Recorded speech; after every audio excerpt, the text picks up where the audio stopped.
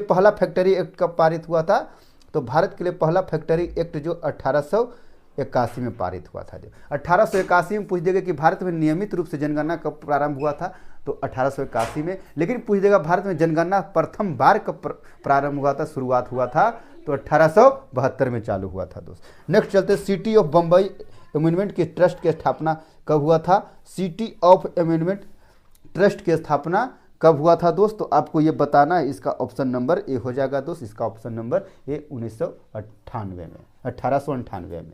जाति पर आधारित विभाजन निम्नलिखित से देशों में किस एक देश में है? तो जाति पर अभी भी जानते हैं दोस्त कि जाति पर विभाजन सिर्फ भारत में भी देखने को मिलता है।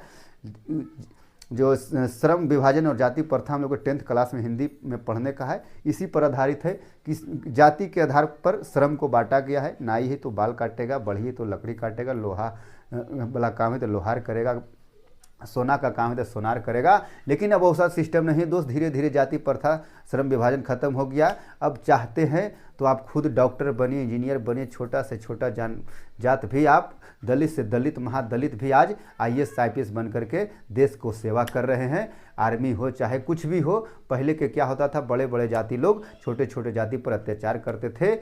मतलब कि मंदिरों में प्रवेश करने पर प्रतिबंध था, कुआं पर पानी लेने में प्रतिबंध था। वो लोग कितना अत्याचार करते थे कि क्या बताएं। उसी से तंग आकर भीमराव अम्बेडकर ने एक 10वां में पढ़े होंगे, संविधान तक लिख दिए। जानते हैं संविधान बनाने में 2 साल 18 महीने 11 दिन लगे थे। जो अभी हम लोग गणतंत्र दिवस के रूप में मनाते वही संविधान लागू हुआ था दोस्त। चलिए नेक्स्ट चलते हैं। भारतीय संविधान के बारे में से कौन सा बात गलत है? तो यह धर्म के राजकीय धर्म बताता है, ये गलत है दोस्त। बाकी सब यह धर्म के आधार पर भेदभाव की मनाही करता है।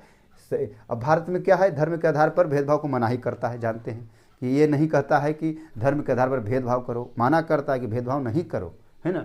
कह रहा है सभी लोगों की कोई धर्म मनाने की आज़ादी है। हाँ, हम लोग कोई भी धर्म अपना सकते हैं, मुस्लिम अपना सकते हैं, सिख अपना सकते हैं, ईसाई अपना सकते हैं, कोई भी धर्म हम अपना सकते हैं। धर्म परिवर्तन अभी हो रहा है दोस्त।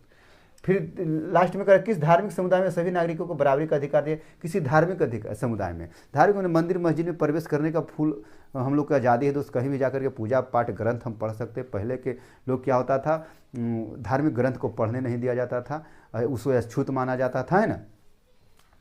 देखिए बांग्लादेश का उदय कब हुआ? तो 1971 में हुआ था। महिलाओं की साक्षरता दर कितनी है? 54% है।